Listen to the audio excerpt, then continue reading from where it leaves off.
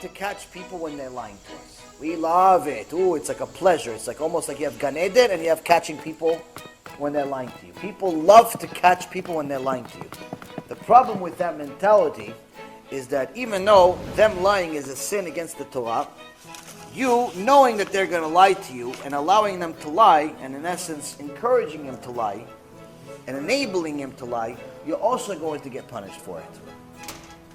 What is this like? The Chofetz Chayim, alav shalom, he used to go from place to place to sell his books. And he would go away for an extended period of time. 6 months he's on the road, selling his books. From town to town, he gets to a new town, he gets late, he got delayed. It's already late Friday afternoon. He runs into the community, goes to the rabbi. He says, it's Shabbat, it's almost coming in. So he gives him whatever money he has, all the money he has. He goes, please hold it for me. So he gives the rabbi of the Kehillah, he gives him all of his money. Now 6 months worth of money, 6 months parnasah. His family at home is waiting for this parnasah. Letters he sends his wife is, how's the cow doing? Not how's the cow doing? The cow is the parnasah. Why? Because he's selling books. He has to bring the parnasah home. So now 6 months worth of money, 6 months of parnasah, he just gave it to this rabbi. But since it's moments before Shabbat, there's no time to make him sign an agreement. So he says Shabbat Shalom, gives him the money, prays, Motzei Shabbat, it's time for him to leave. The Chofetz Chaim packs up and leaves without the money. So the rabbi is very excited. Dolador came by. Wow, what a great Shabbat. But he starts thinking, oh, wait a minute.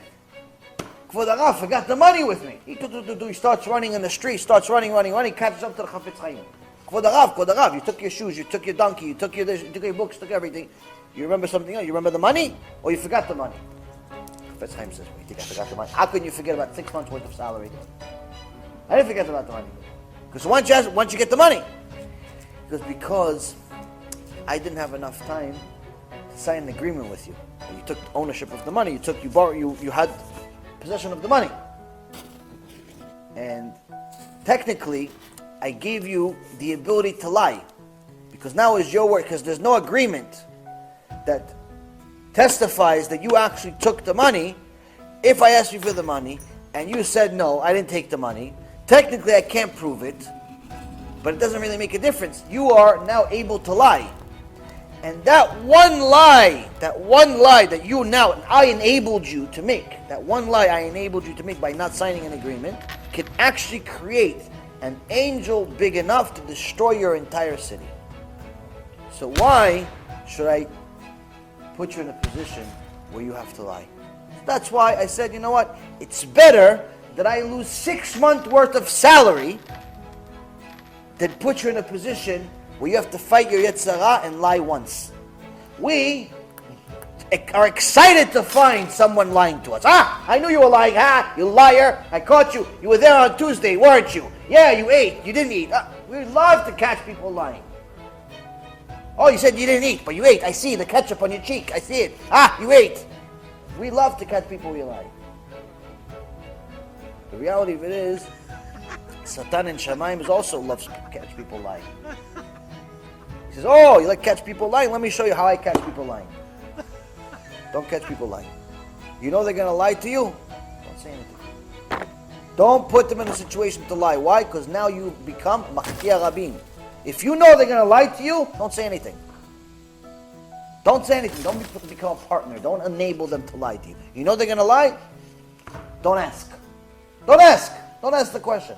No need. Rav Nisim again says sometimes the wives ask their husbands questions. They know they're going to lie. Sometimes, husbands make stupid lies.